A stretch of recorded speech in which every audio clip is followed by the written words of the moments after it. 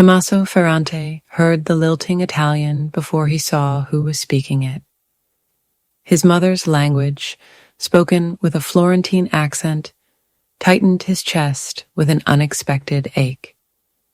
He looked up from his menu to find their waitress, a young woman with dark eyes and an uncertain smile, conversing with his mother as if they were old friends in a Sicilian village. No one ever spoke Italian to his mother. Not anymore.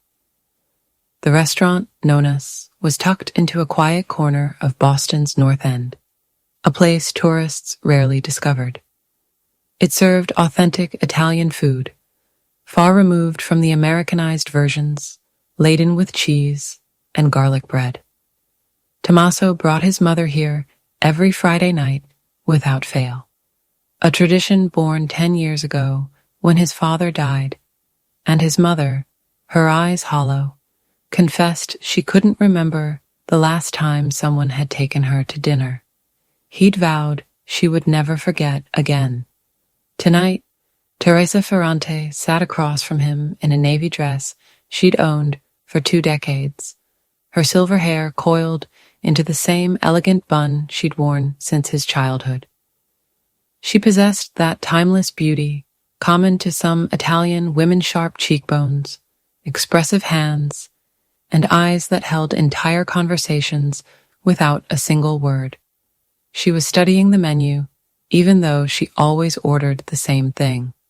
Tommaso was about to tease her when the waitress appeared. "Buonasera," the young woman said, her voice soft but clear. Tommaso's head snapped up. His mother's menu lowered slowly, her eyes wide, with a look Tommaso couldn't quite decipher, a bewilderment bordering on disbelief. The waitress stood by their table, notepad in hand, nervous but poised. Petite, perhaps 5'5", in her flats, with dark brown hair pulled back in a neat bun and hazel eyes with an exotic tilt. She wore the standard uniform: black pants, white button-down, black apron. Nothing special about the attire, yet when she had spoken Italian, her whole face had transformed, becoming animated and warm. "Tu parli italiano?" Teresa breathed, switching immediately from English. "Si, signora," the waitress smiled genuinely. "My mother is from Florence. I grew up speaking it at home." "Florence?" Teresa's hands flew to her chest. "I have cousins in Florence. The city is beautiful. No, the most beautiful." The waitress agreed. "I want to work there someday. I'm studying to be a chef, and there's so much to learn from Italian cuisine."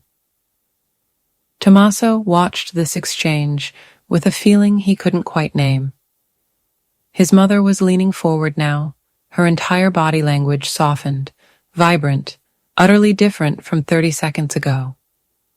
She looked alive, engaged, happy. "A chef," Teresa clapped her hands together. "This is wonderful. What you study?"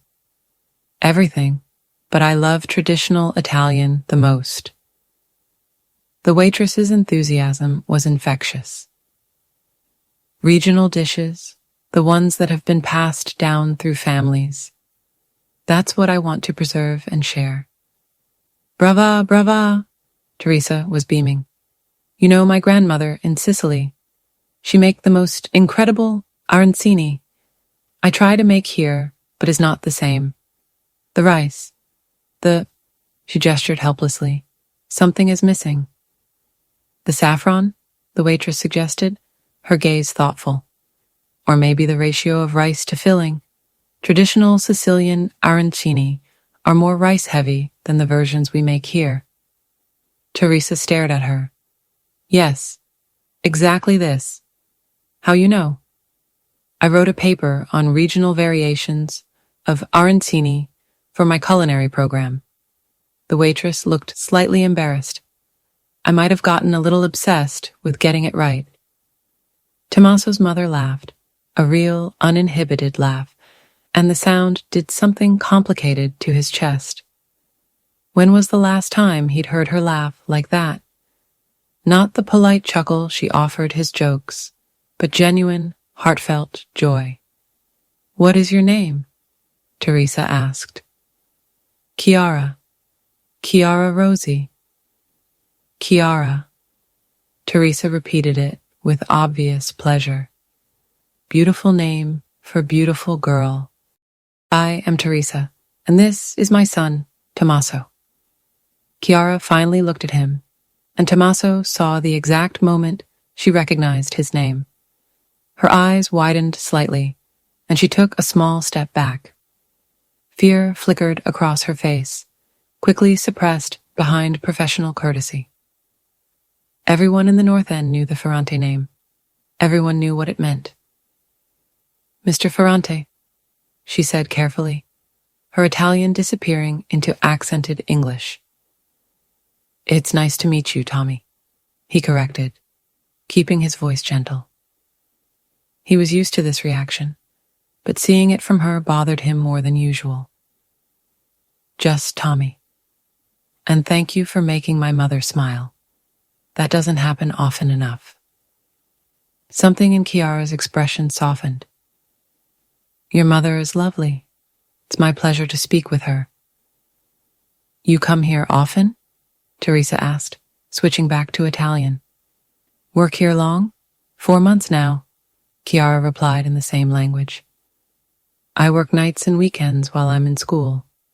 It helps me learn about restaurant operations, and the chef here lets me watch him work sometimes." "Smart girl," Teresa nodded approvingly. "And your Italian is perfetto. Your mother teach you well?" "She insisted we speak it at home. Said I needed to know where half of me came from." Chiara smiled. "My father is American, so English was everywhere else. But at home, with Mama, always Italian." Tommaso filed away every detail. Mixed heritage, which explained the unique beauty of her features. Close to her mother, ambitious, passionate about food, and so damn young, mid-20s at most, probably younger. Too young for him to be noticing the way her hands moved when she talked. Too young for him to be thinking about that smile. "We should order," he said, more abruptly than he intended. "Before the kitchen gets too busy." Chiara's professional mask slid back into place. "Of course. What can I get for you?" Teresa ordered her usual, the osso buco, but not before asking Chiara's opinion on 3 other dishes and receiving enthusiastic recommendations. Tommaso ordered without truly paying attention, his mind elsewhere. When Chiara left to place their order, his mother turned to him, her eyes suspiciously bright. "Tommaso," she said quietly in Italian. "That girl, she spoke to me like I am a person, not an old woman, not someone to be patient with." "Person, Mama, you don't understand." Teresa's hands were shaking slightly as she reached for her water. "I live in America 35 years, and no one speaks Italian with me except you. The other ladies at church, they are all gone now, dead or moved back to Italy. I am alone here with this language I love, and no one wants to hear it." Tommaso felt something crack in his chest. "I speak Italian with you. You do, and I love you for it. But Tommaso, you learn Italian here, American Italian. That girl, she speaks like my mother spoke, like home." Teresa wiped her eyes quickly. "Is small thing, I know, but is not small to me." He reached across the table and took his mother's hand. "I know, Mama. I'm sorry. I should have realized." No. She squeezed his fingers. "You give me everything.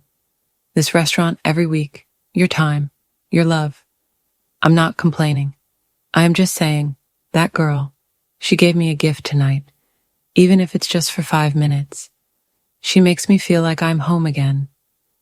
Tommaso looked across the restaurant to where Chiara was talking to the chef through the kitchen window. Her face was animated and focused. She was gesturing enthusiastically about something, and the older chef was nodding, a small smile on his usually stern face. "She's special," Tommaso heard himself say. "See?" Teresa's eyes were knowing. "Very special." Chiara returned with their drinks and a basket of focaccia that wasn't on the menu. "Chef made focaccia today," she explained, setting it down, "with rosemary from the garden. I thought you might enjoy it, Signora Teresa. You remember my name?" Teresa looked delighted. "Of course," Chiara smiled. "And I asked Chef if I could bring you a small taste of his arancini. He makes them Sicilian style, very traditional. I thought you might like to try them while you wait for your entree." She placed a small plate with 2 golden arancini in front of Teresa, who looked at them as if they were precious jewels. "This is too much," Teresa protested weakly. "It's nothing. Chef is happy to share with someone who appreciates the traditional way." Chiara glanced at Tommaso. "I'll be back to check on you soon." She left before Tommaso could thank her, already moving to another table with the same focused efficiency. Teresa bit into one of the arancini and closed her eyes. When she opened them, they were wet with tears. "Mama?" Tommaso leaned forward, concerned. "Is perfect," she whispered in Italian. "Exactly like my nonna used to make. The saffron, the ratio, everything." She laughed through her tears. "I am silly, old woman, crying over rice balls." "You're not silly." Tommaso's voice was rough. "And you're not old." He watched his mother savor the arancini, watched her face transform with each bite, and made a decision. He was coming back to this restaurant, and it had nothing to do with the food. The next Friday, Tommaso arrived at Nonna's alone. His mother had a church function, a Saints' Day celebration that the older Italian ladies took seriously, and he'd told her he'd eat at home. Instead, he found himself walking into the restaurant at 7 p.m., scanning the room for a dark-haired waitress with a shy smile.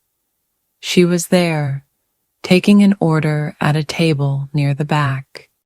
When she turned and saw him, surprise flickered across her face, followed quickly by something that might have been pleasure, before she schooled her expression into professional neutrality.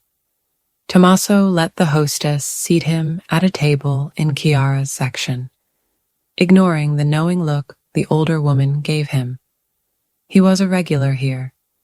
Everyone knew he came with his mother on Fridays. Showing up alone on a Friday was a statement, whether he wanted it to be or not. Chiara approached his table with her notepad, looking slightly flustered. "Mr. Ferrante, Tommy, I didn't expect to see you tonight."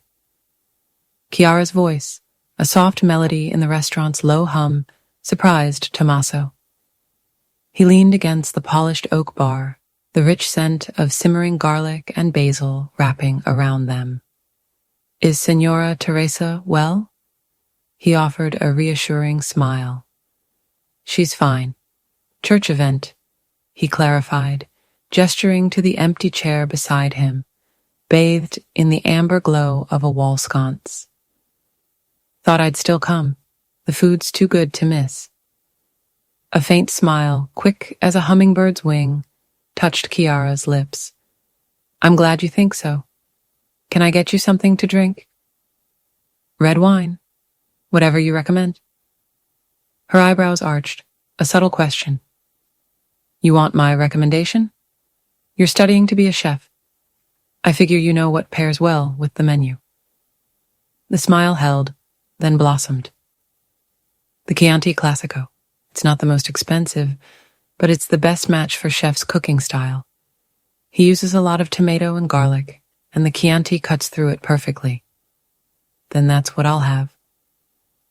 She jotted it down, her pen scratching softly, then paused, her gaze lifting to his. Your mother spoke about you all week at church. She told everyone about the waitress who speaks Italian.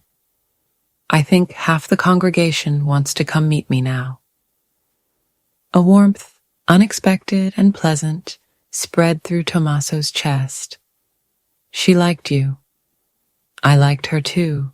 She reminds me of my nonna in Florence.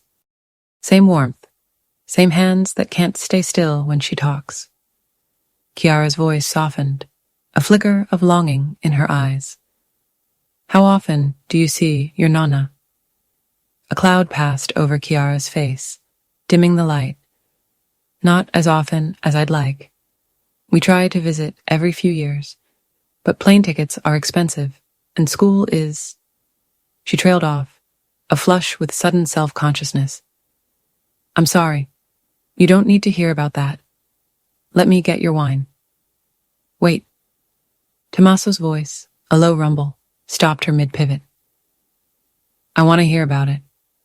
When's the last time you went to Italy? She bit her lip, debating, a silent struggle playing out in her hazel eyes. Finally, she exhaled. 3 years ago. Right before I started culinary school, my parents took me as a graduation present. We spent 2 weeks traveling. Florence, Rome, Venice, Sicily. Her gaze drifted, lost in a memory, a faint wistfulness clinging to her words. I ate at every restaurant I could afford, and some I couldn't. Took notes on everything. It's when I knew for sure that this was what I wanted to do with my life. And now I'm saving up. I want to do a stage, an internship at a Michelin restaurant after I graduate next year. It's competitive, and most of them don't pay. So I need enough money to support myself for at least 6 months while I work there. She offered a self-conscious smile. That's the dream, anyway. Tommaso truly looked at her then, saw past the uniform and the polite smile, to the steel determination beneath. This wasn't a girl playing at a hobby. This was someone with a meticulous plan, willing to grind through 2 jobs and hoard every penny to etch her dream into reality. That's a good dream, he said quietly, his voice deeper than he intended. And you'll make it happen. I can tell. Her cheeks bloomed pink. Thank you. I'll get your wine now. She hurried away, a whirlwind of motion, and Tommaso watched her go, a new awareness settling over him. He'd come tonight, telling himself it was mere curiosity, a casual assessment of her genuine nature. But watching her speak of her dreams, that quiet passion burning in her eyes, he knew he was in trouble. Over the next month, Tommaso became a fixture at Nona's.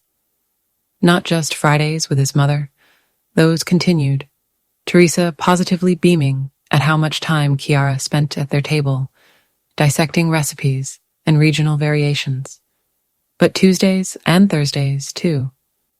Always in Chiara's section, always ordering whatever she recommended. He learned she spoke 5 languages and was working on a 6th.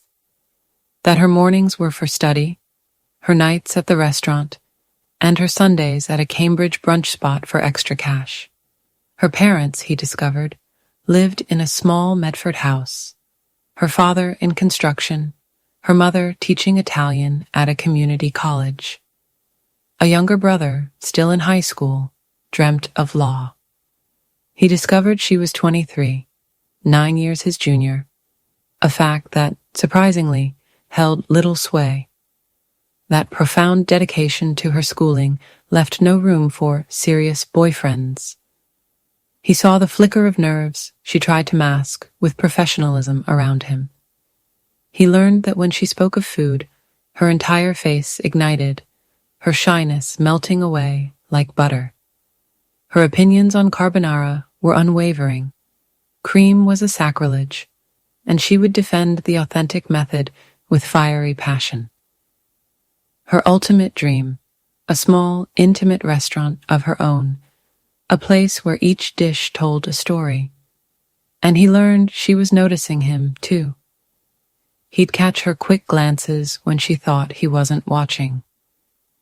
A blush would rise when their hands brushed as she delivered a plate. She'd linger by his table, asking about his day, sharing anecdotes of difficult customers or the chef's latest quip. It was Marco, the head of his security, who finally called him on it. "Boss," Marco said one Tuesday evening, the lamplight in Tommaso's office, upstairs from the restaurant supply business that fronted his true operations, casting long shadows. "We need to talk about the girl." Tommaso didn't bother to feign ignorance. "What about her?" "You've been to that restaurant 9 times in the last month, always requesting her section, always leaving tips that are bigger than the meal. People are noticing.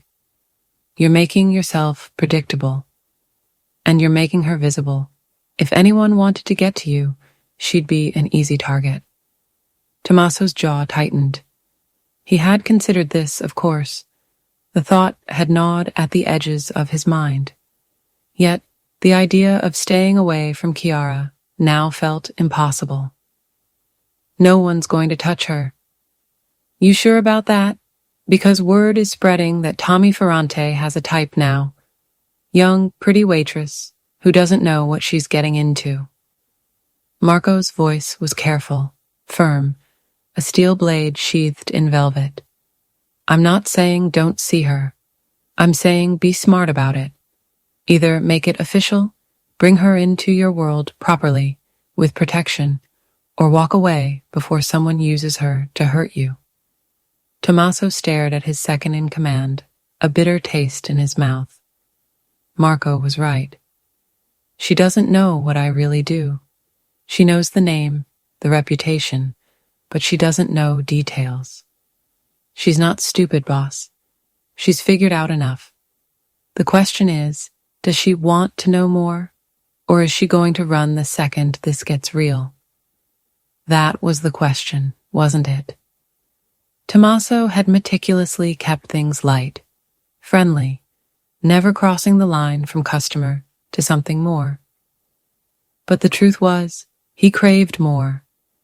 He wanted to take her to dinner somewhere other than Nona's. He wanted to hear about her dreams without a notepad in her hand. He wanted to see if that spark he felt was mutual, or if he was merely a fool, conjuring fantasies. "I'll figure it out," Tommaso said finally. Marco nodded and left, the click of the door echoing in the silence. Tommaso sat, alone, in his office, his thoughts consumed by a girl with hazel eyes who spoke 5 languages and dreamed of Michelin stars.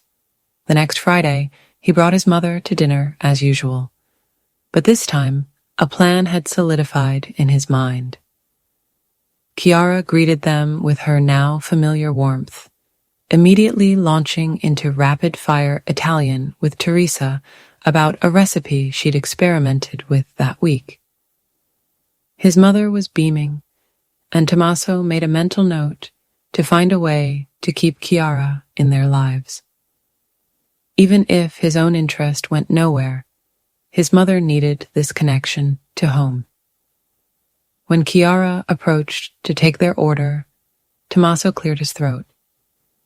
"Actually, I have a question for you." She looked at him, notepad poised. "Of course. My mother's birthday is next month.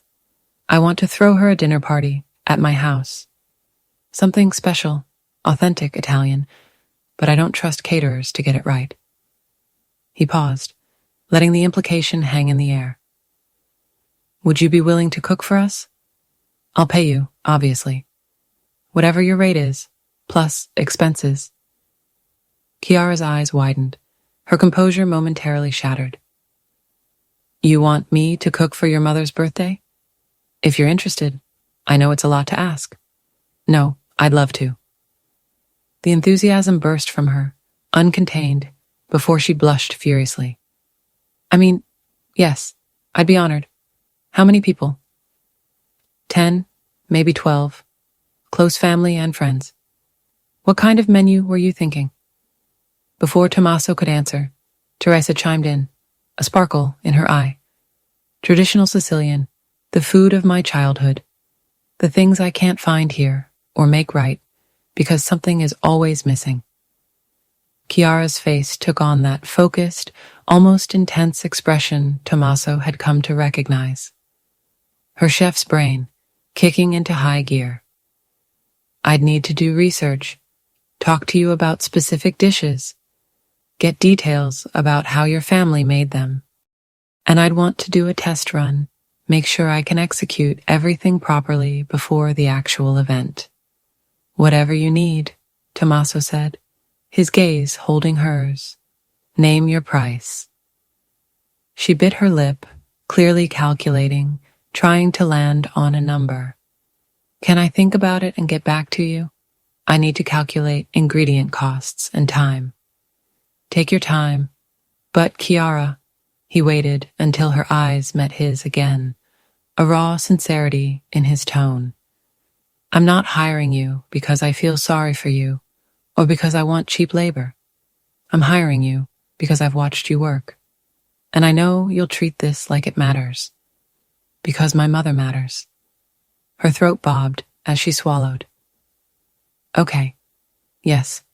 Thank you. After she left to put in their order, Teresa turned to him, a knowing smile playing on her lips. You like her, Mama? Don't mama me. Her eyes softened, lost in a distant memory. I see how you look at her, like your father looked at me when we first met. He saw me at market in Palermo, and he told his friend, that is the woman I'm going to marry. His friend laughed at him, said he was crazy. He didn't even know my name. But your father, he knew. Sometimes you just know. Heat crept up Tommaso's neck. It's not like that. She's young. She has dreams. I'm not going to mess that up for her. Who says you mess it up? Maybe you help her dreams come true. Maybe she help yours. Teresa reached across the table, patting his hand. You are a good man, Tommaso. You deserve to be happy. And that girl? She sees you. Not the name, not the business. You. I see how she look at you too. She's scared of me. She's nervous around you. Is different. She is nervous because she like you and don't know what to do about it. Teresa's smile deepened, a twinkle in her eye. Trust your mama. I know these things. 2 weeks later, Chiara presented herself at Tommaso's Beacon Hill residence to plan the menu with Teresa. Tommaso kept his distance for the first hour, a deliberate act of grace he extended to them. But the pull of curiosity was a live thing in his gut, and soon he found himself drawn into the kitchen. There, amidst a riot of cookbooks, handwritten recipes, and scattered notes, the two women were a whirlwind of rapid-fire Italian, wild gestures, and sudden bursts of laughter. When he stepped over the threshold, they looked up. Chiara's cheeks bloomed a soft rose. She was dressed simply today, jeans and a green sweater that seemed to coax the gold from her brown eyes. Her hair, usually confined, cascaded in dark waves past her shoulders. Tommaso felt his breath catch, a quiet reminder to himself to maintain composure. We're making progress, Teresa announced, her voice bright with satisfaction.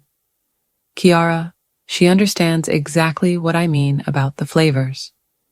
She knows the difference between northern and southern cooking, between Sicilian and Calabrian, even between my village and the one next door. Chiara laughed, a light musical sound. Your mother has very specific memories. It's actually helping me a lot. Most people just say, make it taste like home. but can't really describe what that means. She's giving me exact details, the way her grandmother toasted breadcrumbs, the type of tomatoes her aunt used, even the time of year certain dishes were made. Because food is about more than taste, Teresa affirmed, her gaze direct, unwavering. It is about memory, about love, about who we are and where we come from. Exactly. Chiara's enthusiasm was infectious, a spark igniting the air. That's what I want to capture. Not just good Italian food, but your Italian food, the food of your memories. Tommaso leaned against the door frame, a silent observer. There was something profound, almost sacred, in the scene before him. His mother, so animated, so utterly alive, and Chiara, treating this not as a mere job, but as a solemn, entrusted promise. "How's it going?" he finally asked, his voice low. "Do you need anything?"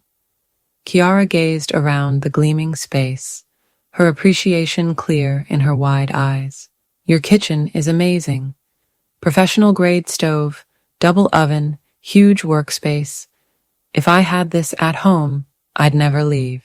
You can use it whenever you want," he heard himself offer, the words spilling out before he could second-guess them. For practice, for school projects, whatever.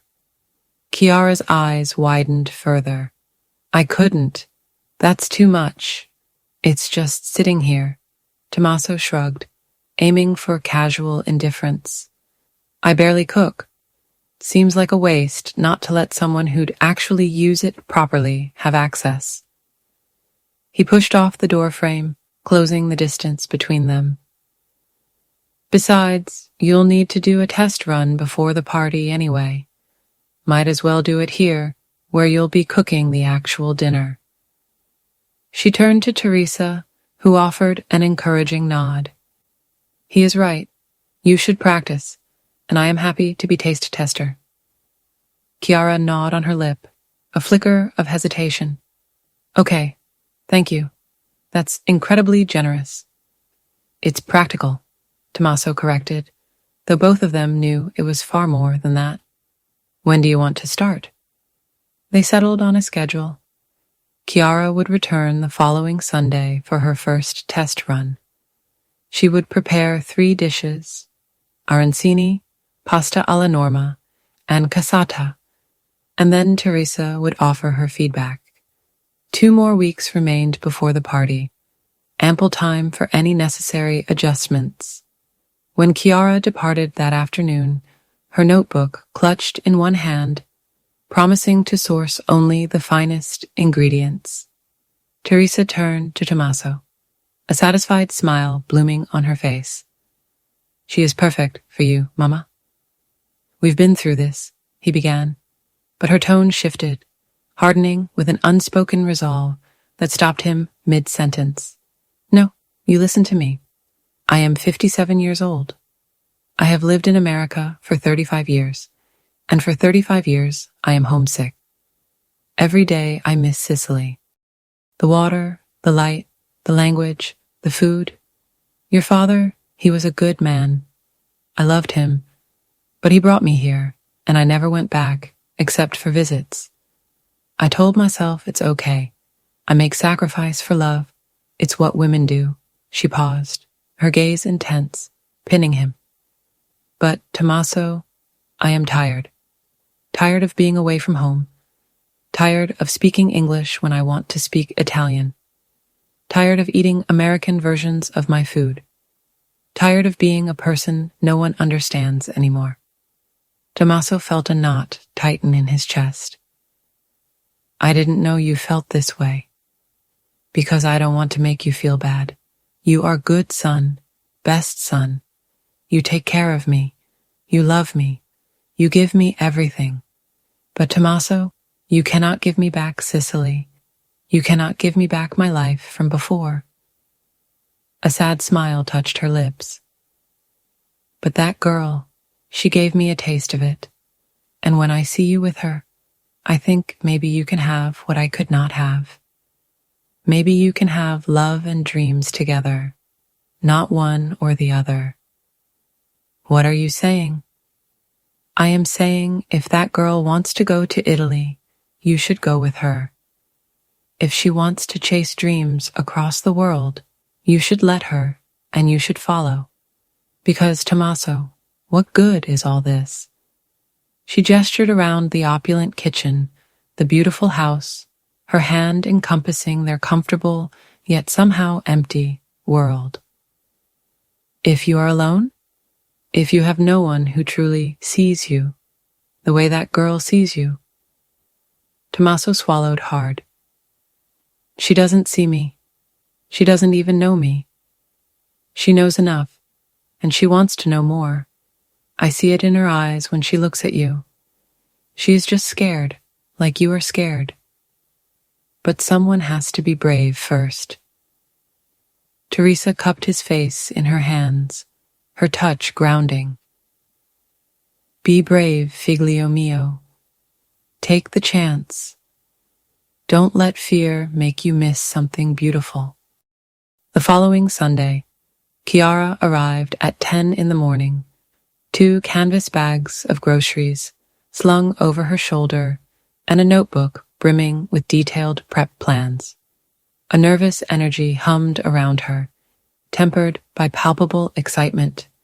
She wore jeans and a t-shirt, her hair pulled back in a neat ponytail. Thank you again for letting me use your kitchen, she said as Tommaso stepped aside, holding the door. I promise I'll clean everything up when I'm done. Don't worry about that, he replied, taking one of her bags. Just cook. He helped her carry the groceries to the sprawling kitchen. My mother will be here at 2 to taste everything. That gives you, 4 hours? Plenty of time. She began unpacking ingredients, her movements efficient, practiced. The arancini need to cool before frying, so I'll start with those. Then the pasta. The cassata is already made. I did it yesterday, so the flavors could set. Tommaso watched her for a few minutes, captivated by the subtle transformation. The shy waitress had vanished. In her place was a chef, in her element confident, focused, completely in control. She moved through his kitchen with an innate understanding, finding what she needed without hesitation, as if she had cooked there for years. Do you mind if I stay? He asked, surprising even himself. I won't bother you. I just want to watch. She glanced up, a flicker of surprise in her eyes. You want to watch me cook? Yeah, I've never seen you in action before. Not really. A small smile played on her lips. Okay, but don't judge if I make a mess. Cooking is messy business. He grabbed a cup of coffee and settled at the kitchen island, content to be a silent observer. It was mesmerizing. Chiara worked with a rhythm and precision that spoke of countless hours of dedicated practice. She tasted constantly, adjusting seasonings with the confidence of someone far beyond her 23 years. She even talked to herself, muttering in Italian about temperatures, textures, and whether the saffron was blooming properly. You do that a lot, Tommaso observed, breaking the quiet. Switch to Italian when you're focused. She looked up, seemingly realizing she'd been speaking aloud. Oh, sorry, it's a habit. My mother always cooked in Italian. Said it made the food taste better. I guess I picked it up. Don't apologize. It's nice. Reminds me of my mother in the kitchen when I was a kid. He smiled. Did she teach you to cook? She tried. I was a terrible student, too impatient. That's most people, honestly. They don't understand that cooking is about the journey, not just the destination. She rolled out dough with practiced ease, her hands moving with grace. Every step matters. The way you knead the dough, the temperature of the oil, how long you let something rest, it all affects the final dish. Is that why you want to do this professionally? Tommaso inquired, his gaze unwavering. Because you love the process. She paused, considering his words, her hands still. Partly, but also because food is universal. It crosses language barriers, cultural boundaries. A perfectly cooked meal can make someone cry with nostalgia or laugh with joy. It can bring people together, create memories, tell stories. She looked at him, her eyes bright with a fierce, quiet passion. I want to do that. I want to create experiences that people remember for the rest of their lives, like what you're doing for your mother. She nodded towards the other room. Exactly like that.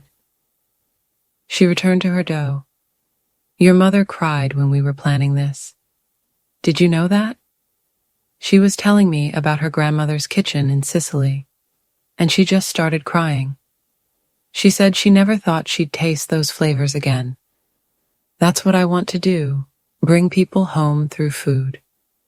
Tommaso felt something profound shift in his chest. This wasn't merely ambition. It was a calling, a deeply felt purpose.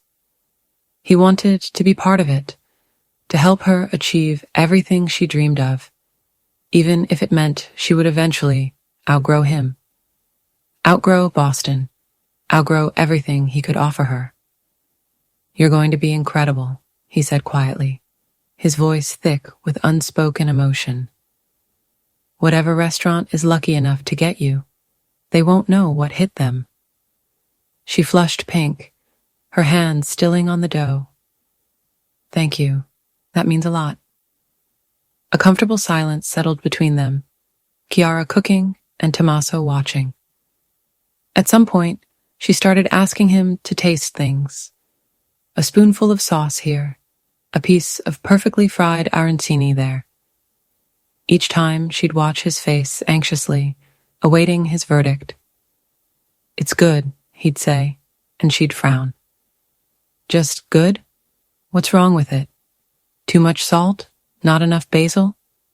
It's perfect. I'm just not Italian enough to give you useful feedback. She laughed, the tension easing from her shoulders. Fair point. That's why I need your mother. When Teresa arrived precisely at 2, the kitchen was a fragrant haven. Chiara had 3 dishes plated exquisitely, standing beside them, a mingling of nervousness and hopeful anticipation in her posture. Teresa took one look at the beautiful spread and pressed a hand to her heart, her eyes misting. Chiara, this is beautiful. Wait until you taste it, Chiara implored softly. That's what really matters. They sat at the dining room table. Tommaso watched as his mother took her first bite of the arancini. Her eyes fluttered closed, and when they opened again, they were glistening with tears. Is exactly right, she whispered, a world of longing and memory contained in those 2 small words. Exactly like my nana made. How do you do this? How do you capture something I haven't tasted in 40 years? Teresa's eyes, bright with unshed tears, mirrored Chiara's own astonishment. The praise for the pasta, alla nora, had been similar. Perfectly cooked eggplant, a tomato sauce so rich it hummed, the precise ratio of ricotta salata. Teresa remembered from childhood. But the cassata, that sent Teresa into fresh sobs, this time laced with laughter. You are a miracle worker, Teresa declared, reaching across the table to squeeze Chiara's hand. You gave me back a piece of my heart today, peace I thought was lost forever. Chiara squeezed back, her voice thick. It was my honor, really. This is exactly why I want to be a chef. After Teresa left with strict instructions that the upcoming party would be perfetto and that she couldn't wait, Tommaso helped Chiara clean up. She started to do it herself, but he waved her off. You cooked for 4 hours. The least I can do is wash dishes. They worked side by side, the rhythm of their movements a silent conversation. Tommaso was acutely aware of every brush of their arms, every plate she handed him. The kitchen, with just the two of them, felt impossibly smaller, more intimate. Your mother is wonderful, Chiara said, wiping down the counters. You're lucky to have her. I know. Tommaso dried a heavy pot, choosing his words with care. She's been through a lot. My dad's death was hard on her. Sometimes I think she's lonelier than she lets on. He remembered Teresa's wistful mentions of Sicily, her quiet admissions that she never truly wanted to leave. She came here for my father, he continued. They met when he was visiting family in Palermo. She was 19. He convinced her to marry him and move to America. I don't think she realized how permanent it would be. That must have been incredibly hard, Chiara murmured, her gaze distant, leaving your entire life behind at 19. It was. She never complained, but I saw it, the way she'd listen to Italian radio, the way she'd light up when she found someone who spoke the language. He set the pot down. You gave her that now. You have no idea what that means to her, to me. Chiara turned to face him, her eyes soft, reflecting the quiet joy still lingering in the air. I'm glad I can do that for her. She deserves to feel connected to her home. They stood there, the silence stretching between them, thick with unspoken currents. Tommaso felt the pull, an invisible rope tugging him closer. He wanted to bridge the distance, to see if she would lean in or pull away. But she was so young, so full of dreams. He had no right to complicate her life with what he was. I should go, Chiara said, the spell breaking. Early shift at the restaurant tomorrow. Let me drive you home. You don't have to. It's late, and it's Boston. I'm driving you. He saw the faint protest forming and cut it off. She didn't argue. 20 minutes later, Tommaso pulled up in front of a small house in Medford. Chiara unbuckled her seatbelt, but didn't immediately get out. Thank you, she said, her voice a soft register against the engine's hum. For today, for letting me use your kitchen, for believing in me when you barely know me. I know enough. He turned to her, studying the curve of her jaw, the way her hair caught the dim streetlights. This girl, who spoke 5 languages and made his mother weep with joy. You're special, Chiara. Don't let anyone tell you different. She bit her lip, and for a silent beat, he thought she might say something profound. Then she just smiled. Good night, Tommy. Good night. He watched her walk into the house, waited until the lights flickered on inside, then drove home, thoughts consumed by hazel eyes and the unfamiliar warmth of his name on her lips. Teresa's birthday party was a triumph. 12 people crowded around Tommaso's dining table, each meal a portal to Sicily. His mother cried 3 separate times, and by the end of the night, every guest was asking where he'd found this miracle chef. Chiara handled it all with a grace that bordered on ethereal, accepting compliments with genuine humility, yet standing utterly confident in her abilities. Tommaso watched her charm his mother's friends, saw her light up when someone asked about her technique, noticed the careful way she explained the history behind each dish. She fit. That was the terrifying part. She fit into his home, his life, his family, as if she'd always been meant to be there. After the guests left and his mother had gone to bed, with promises to call Chiara the next day. Tommaso found the young woman in his kitchen, finishing the cleanup. "You don't have to do that," he said, leaning against the door frame. "Force of habit. In restaurants, you always clean as you go." She offered a tired smile. "Besides, your mother paid me extremely well for tonight, more than I charged. The least I can do is leave your kitchen spotless. She paid you what you're worth, which is significantly more than you charged." He picked up a towel, beginning to dry a stack of plates. "That was incredible, Chiara. You made her so happy. She made me happy too. Seeing her face when she tasted the food, hearing her tell stories about Sicily.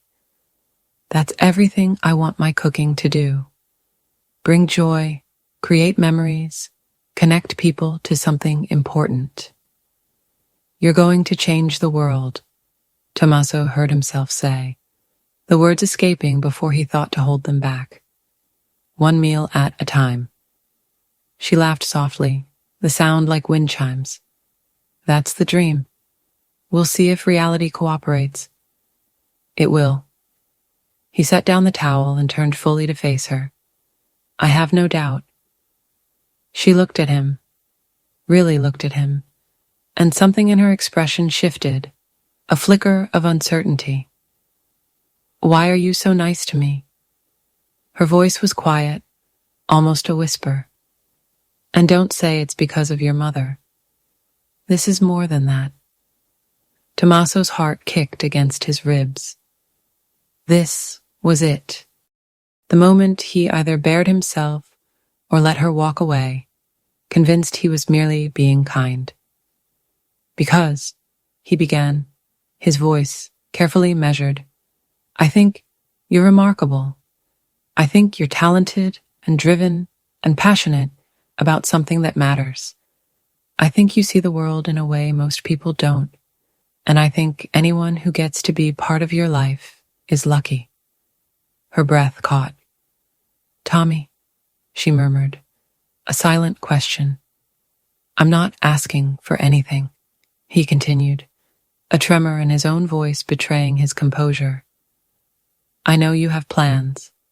I know you're going places I can't follow. I just want you to know that you're not invisible. You're not just the waitress or the chef or the girl who speaks Italian. You're someone worth noticing." Chiara took a step toward him, her eyes searching his face, a silent question passing between them. "What if I want you to ask for something?" Her voice was barely audible, a fragile thread in the suddenly cavernous kitchen. "What? You said you're not asking for anything, but what if I want you to?" A beat of heavy silence. "What if I've been hoping you would?" Tommaso's world narrowed to this single moment. This woman standing in his kitchen with flour still dusting her sleeve and a raw, hopeful light in her eyes. "I'm 9 years older than you. So, you're going to leave Boston, chase your dreams across the world. Maybe I want you to chase them with me." "Chiara, I'm scared," she admitted, her gaze unwavering. "I've been scared of you since the first night you came into the restaurant. Scared of how you make me feel. Scared of what it means that I think about you when I'm supposed to be studying. Scared that this is real and terrifying and something I can't control." She took another step closer, the scent of fresh bread clinging to her. "But I'm more scared of not trying, of letting fear make me miss something that could be beautiful." She was quoting his mother, he realized with a jolt. Teresa must have said something to her, and God help him, he was glad she had. "If we do this," Tommaso said slowly, his voice low, "I need you to know what you're getting into. My life is complicated. There are things about my family, my business, that might make you want to run. I know who you are, Tommy. Her voice was steady, imbued with a quiet resolve. I've always known, and I'm still here. You say that now. Take me to dinner, she interrupted, her lips curving into a soft, inviting smile. A real date, somewhere that's not Nana's? Let me decide for myself if this is something I want. He should say no. He should protect her from his world. He should let her chase her dreams without the weight of what he was dragging her down. But when he looked at her, brave and scared and hopeful all at once, he found himself saying, Friday night, I'll pick you up at 7. Her smile bloomed, bright as sunrise. I'll be ready. Their first date unfolded at a small French restaurant in Cambridge. Intimate and elegant, the kind of place where hushed conversations lingered like cognac. Chiara, in a simple black dress, seemed years older than her 23 years, and Tommaso had to remind himself to breathe when he picked her up. They talked for 3 hours, about everything. Her childhood straddling 2 cultures, his poignant memories of his father, her dreams of traveling the world, his responsibilities to his family. The more they talked, the more Tommaso realized how much they shared beneath their obvious differences. The same core values, the same deep respect for tradition, the quiet understanding that family came first, but dreams mattered too. Can I ask you something? Chiara said over dessert, her voice soft but direct. And I need you to be honest. Anything. Your business. The family business. How bad is it? Tommaso had been expecting this, dreading it, yet anticipating it. How much do you want to know? Everything. If we're going to do this, I need to understand what I'm getting into. So he told her, not everything. There were some things he'd never tell anyone, but enough. The protection rackets, the gambling operations, the legitimate businesses that fronted for less legitimate dealings, the violence that sometimes came with the territory, the code his family lived by, and the lines they wouldn't cross. She listened without interruption, her face carefully neutral, a mask Tommaso couldn't read. When he finished, a long moment of silence descended, heavy as velvet. Are you going to run? He asked, bracing himself for the answer. No. She looked at him with clear, unblinking eyes. I'm not going to run, but I need you to understand something. I can't be part of that world. I can't be involved in the illegal stuff. My career depends on my reputation, and I can't risk that. And I need to keep pursuing my dreams. If I get an opportunity in Paris or Tokyo or anywhere else, I need to be able to take it. I would never ask you to, he said, his voice a low rumble. I know. So, where does that leave us? Tommaso reached across the table and took her hand, his fingers lacing with hers. It leaves us figuring it out together. No promises except honesty. No expectations except respect. We take it one day at a time and see where it goes. She squeezed his hand, a small, knowing smile touching her lips. I can work with that. They left the restaurant hand in hand, stepping into the cool Cambridge night. The soft, brief kiss lingered on Tommaso's lips, a perfect promise under the glow of the porch light. Good night, Tommy. Her smile, incandescent, was the last thing he saw. Good night, Bella. Over the next 3 months, they wove a future that felt impossibly real. Dinner once a week, always a new restaurant for her sharp, appraising eye on food and service. Sundays in his kitchen, the scent of her cooking filling the air as he watched, their conversation flowing effortlessly from everything to nothing. He introduced her to slices of his family, carefully chosen, less likely to overwhelm.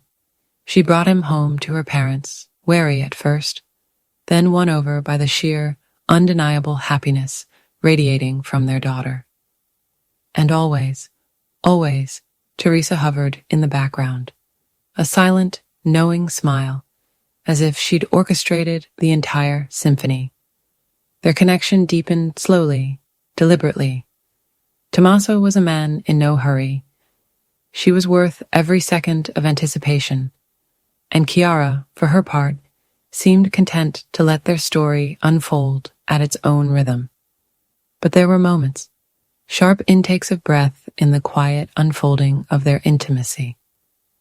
The first time she drifted asleep on his couch after a grueling shift, her head a warm weight on his shoulder. The self-defense lesson that left him acutely aware of every brush of skin, every charged proximity. The afternoon she appeared at his door, tears streaming, defeated by a failed exam, and he simply held her until the storm passed. Their first real kiss wasn't an explosion, but a quiet, breathtaking surrender. It was a Tuesday in March. She'd come over to perfect a new recipe, but the kitchen soon transformed into a dance floor, Italian melodies drifting from his phone.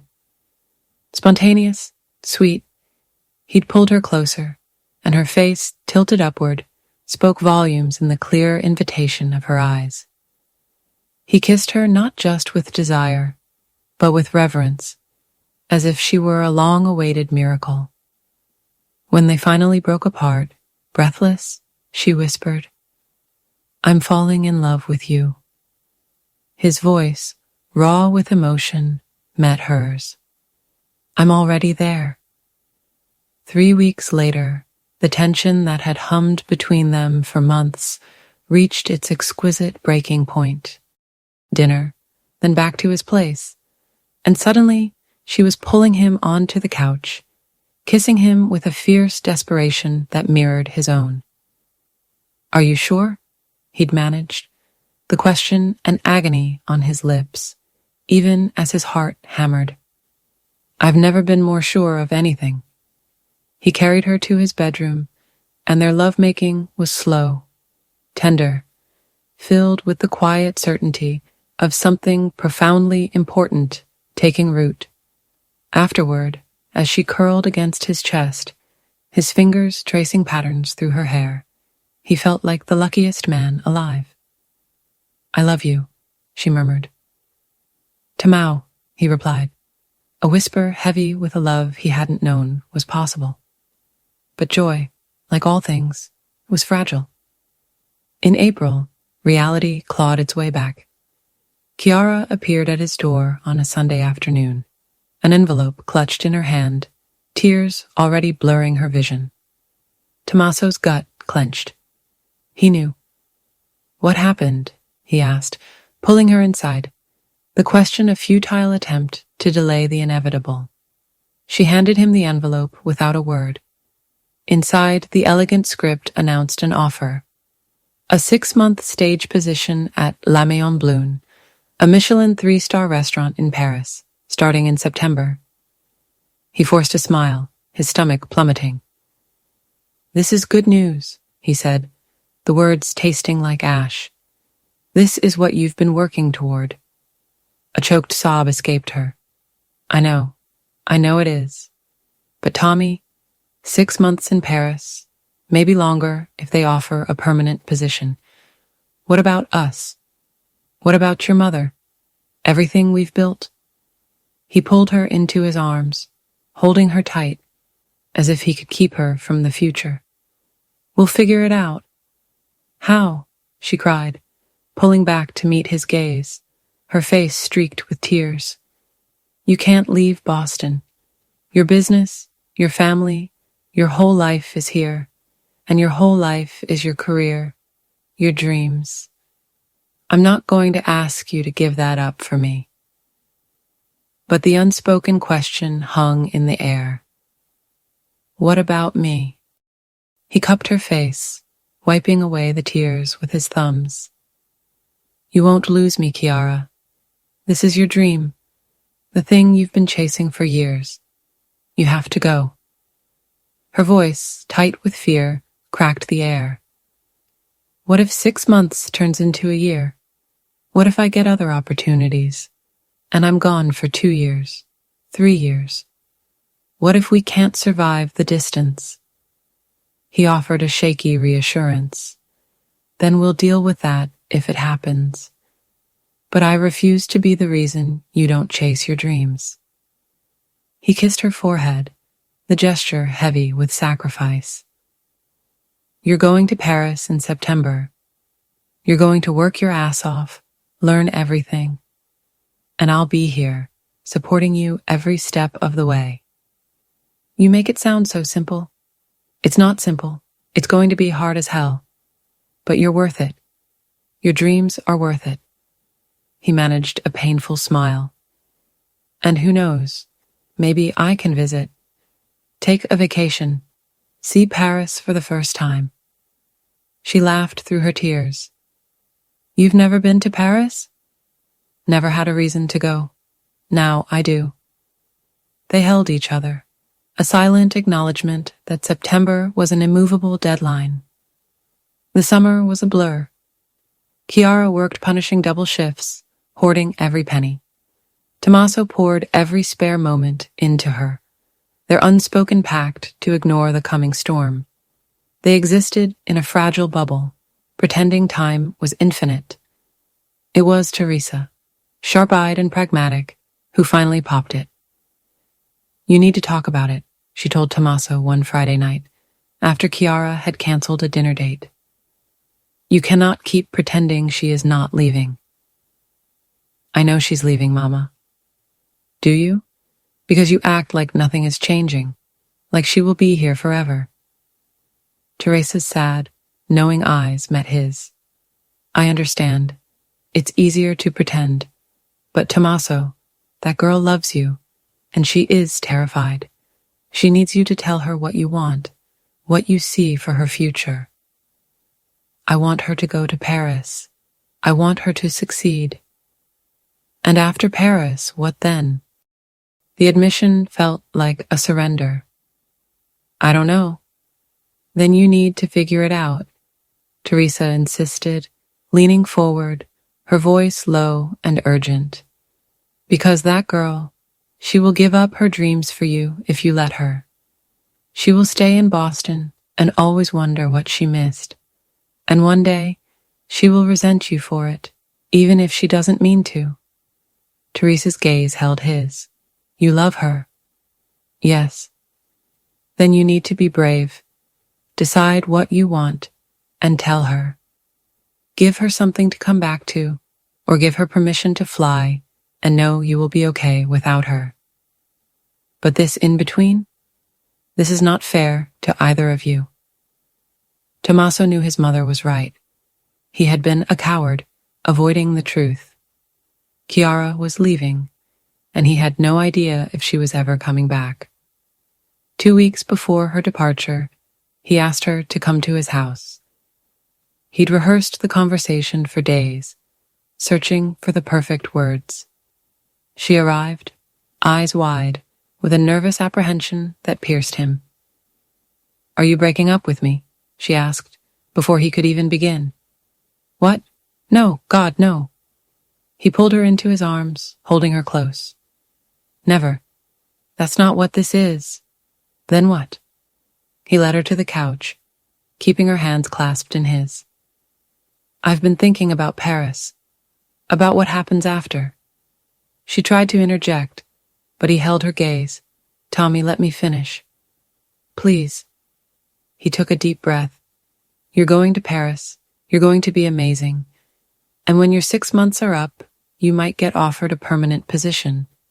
Or you might get offers from other restaurants in other cities. Tokyo, London, Rome. Who knows?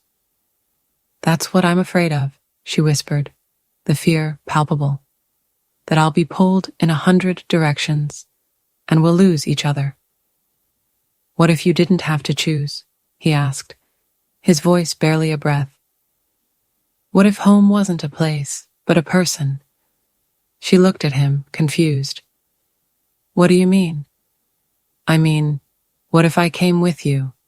Not to Paris. I know you need to do that on your own, but after. If you get an offer in Rome or Tokyo or anywhere else, what if I came with you? You can't leave Boston. My family can manage without me for a while. My underboss is capable, and with technology, I can run things remotely for the most part. The operations that need to be legitimized can be legitimized. The rest. He shrugged, a wry smile touching his lips. The rest, we figure out. You'd do that? Leave everything for me? In a heartbeat. He cupped her face. Chiara, you are my everything. My home, my future. Where you go, I want to go. If that's chasing Michelin stars across Europe, or opening a tiny restaurant in Japan, or anything else, I want to be part of your dream. She was crying now, full-on sobbing, a torrent of relief. But what about your mother? She needs you. Tommaso smiled, a genuine, joyful smile. I talked to her about this. You know what she said? She said it was time for her to go home too. She wants to go back to Sicily, Chiara. She's been wanting to for years, but didn't want to leave me. If I'm leaving Boston anyway, she's free to go back. She really said that. She did. In fact, she's already looking at houses in her old village. He laughed, the sound warm and genuine. Apparently, this has been a dream of hers for decades. She just needed permission to pursue it. Chiara launched herself into his arms, holding him so tight he could barely breathe. I love you so much. So much. I love you too. He pulled back, looking into her tear-filled eyes. So here's the plan. You go to Paris in September. Work hard. Learn everything you can. I'll visit when I can, and we'll video call constantly. And when your 6 months are up, we reassess. If you want to stay, we figure out how to make that work. If you get offers elsewhere, we go there together. No pressure, no expectations, just us figuring it out as we go. You promise? I promise. You and me, Bella, against the world.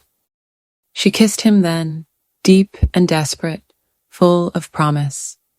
When they finally pulled apart, both breathless and raw with emotion, she whispered, I can't wait to show you Paris. I can't wait to see you thrive there. September arrived too fast.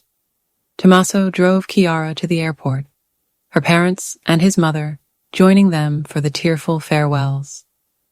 Hugs, promises to call constantly, an ache in every goodbye. When it was time for her to go through security, she turned to him one last time. 6 months, she said, her voice catching. 6 months, he agreed, his heart both breaking and soaring. And then the world. Her lips lingered, a ghost of warmth, before she turned and walked into the glass maw of security. Tommaso watched, rigid as her silhouette receded, a final fleeting wave over her shoulder. Then she vanished. Teresa's hand, cool and firm, slipped into his. She will be back, his mother murmured, her voice a balm against the ache in his chest. Maybe not to stay, but she will come back for you. I know, Tommaso rasped, squeezing Teresa's hand. And when she does, we'll be ready. The next 6 months were a slow exsanguination of absence. Video calls were brittle substitutes for her touch, for the actual weight of Chiara in his arms. She sent dispatches from Paris, photos of intricate dishes, whispered tales of legendary chefs, vivid descriptions of the city cloaked in the gold of autumn, then the austere beauty of winter. He visited twice a stolen long weekend in October, a full week around Christmas. Each time, he saw her luminous in her element, a force of quiet confidence in the frenetic ballet of a Michelin kitchen. His heart swelled with a fierce, protective pride. She was incandescent, becoming the chef she was meant to be. But beneath the glow, he sometimes glimpsed a weariness, a fleeting shadow of homesickness in her eyes when she thought he wasn't looking. One evening, their steps muted by the soft whisper of sand, he broke the unspoken tension. "Do you miss Boston?" Chiara turned, her gaze liquid in the moonlight. "I miss you, Tommy, and your mother, and my family." A sweep of her hand encompassed the vastness around them. "But this is everything I dreamed it would be. I'm learning so much, Tommy. Every day I get better, more confident, more skilled." "I can see that," he breathed, tracing the curve of her jaw with his thumb. "You're amazing, Bella." She stopped, facing him fully, her hands finding his. "The chef offered me a permanent position, starting in March." Tommaso's heart slammed against his ribs. "Permanent? That's incredible. Wow, congratulations." "I haven't said yes yet. Why not?" The question was out before he could temper it. "Because I've been thinking about what comes next. About what I really want." Her grip tightened on his hands. "I love Paris. I love this restaurant. But Tommy, I want to go to Italy. I want to work in Rome or Florence or Milan. I want to learn from Italian masters, not just French ones. And I want to do it with you beside me."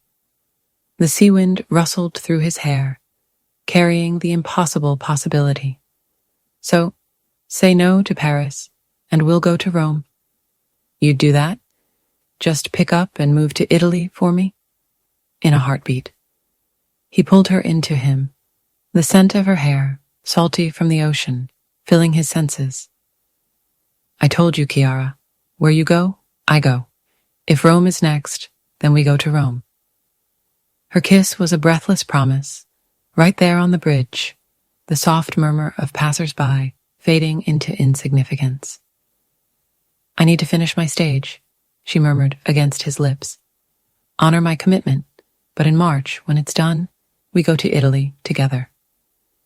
"Together," he echoed, a vow. And together they went. In March, Rome unfolded before them. Tommaso, ever the strategist, had spent the preceding month orchestrating the shift. Legitimate business ventures set up for European oversight, Boston operations delegated to his trusted underboss, a clear path laid for this new chapter. Teresa, meanwhile, had already embarked on her own homecoming, settling into a small house in her childhood village in Sicily after 35 years in a foreign land. Chiara secured a coveted position at a 2-Michelin-star restaurant in Rome, while Tommaso found them an apartment in Trastevere, its balcony offering a sweeping city view that brought tears to Chiara's eyes the first time she saw it. They carved out a life, brick by shared brick. Sunday dinners became a sacred ritual, sometimes in their bustling Roman apartment, sometimes in Teresa's sun-drenched Sicilian garden, always overflowing with food, laughter, and the warmth of family. Chiara's Italian blossomed from fluent to flawless. Tommaso mastered the labyrinthine Roman bureaucracy and the nuances of Italian business. Weekends were an odyssey of discovery. Florence, Venice, Naples, hidden villages tucked into the countryside. Through it all, their commitment to each other and to their interwoven dreams deepened. 1 year to the day after their arrival in Rome, beneath the soft afternoon light of Teresa's Sicilian garden, Tommaso dropped to one knee. "Chiara Rossi," he began, his voice thick with emotion, the Italian words tasting profound and true. "You have changed my life in every possible way. You brought joy back to my mother. You showed me that home isn't a place, it's a person. You taught me that love means supporting someone's dreams, even when it's scary, even when it means radical change. From his pocket, he produced a ring simple, exquisite, its stone mirroring the exact shade of her eyes. Will you marry me? Will you let me spend the rest of my life supporting your dreams and building new ones with you? She was a whirlwind of tears, laughter, and fervent nods. Yes, yes, yes, 1,000 times, yes. He slipped the ring onto her finger, sealing the promise with a kiss as Teresa and Chiara's parents, who had traveled across oceans for this precise moment, erupted in cheers and joyful tears. 6 months later, they exchanged vows in a quaint church in Teresa's village. The reception held in the very garden where their future had been irrevocably set. Chiara wore her mother's wedding dress, altered to whisper new stories. Tommaso, impeccably tailored in a traditional Italian suit, watched Teresa, whose tears flowed freely throughout the ceremony. At the reception, her voice, soft yet resonant, carried across the feasting tables. I wait 35 years to come home, but I bring home with me in my heart my son. And now he find his home too. Not in a place, in a person. This is what I always wish for him. 2 years after their Roman adventure began, Chiara was promoted to sous chef. 3 years later, a new opportunity arced across her path. Executive chef at a restaurant opening in the city. Smaller, more intimate, it promised to focus on regional Italian cuisine, a narrative told through food. She accepted the challenge. The restaurant, christened Nonna's, a tribute to the evening she first spoke Italian to Tommaso's mother, swiftly became one of Rome's most sought-after reservations. And through every triumph, every challenge, Tommaso was beside her, a steadfast anchor, supporting her, loving her, building their life together, one day, one meal, one dream at a time. 5 years after that fateful Friday night, when Chiara first gifted his mother with conversation in her native tongue, Tommaso and Chiara sat in Teresa's Sicilian garden, watching the Mediterranean swallow the sun. Inside, Teresa and Chiara's mother prepared dinner. Their laughter, a melody of two lives, finally intertwined, drifting through the open windows. Do you ever regret it? Chiara asked, her head resting on his shoulder. Leaving Boston? Leaving your old life behind? Not for a second, Tommaso murmured, kissing the crown of her head. Best decision I ever made. Even though I dragged you halfway across the world. Especially because you dragged me halfway across the world. I was stagnant, Chiara, stuck. You gave me permission to want something different, to choose something different. She tilted her head, her lips finding his. I love you, Tommy. Always and forever, he replied. From inside, Teresa's call echoed. Dinner is ready. Hand in hand, they rose, walking towards the warm glow streaming from the house, towards the laughter, towards home. Not Boston, not even just Rome, but here, in this moment, with these people, building a life that honored both tradition and dreams. This was everything.